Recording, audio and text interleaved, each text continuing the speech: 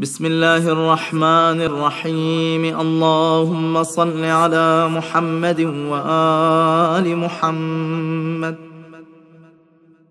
اللهم اجعلني فيه من المستغفرين، واجعلني فيه من عبادك الصالحين، واجعلني فيه من أوليائك المقربين برأفتك يا أرحم الراحمين.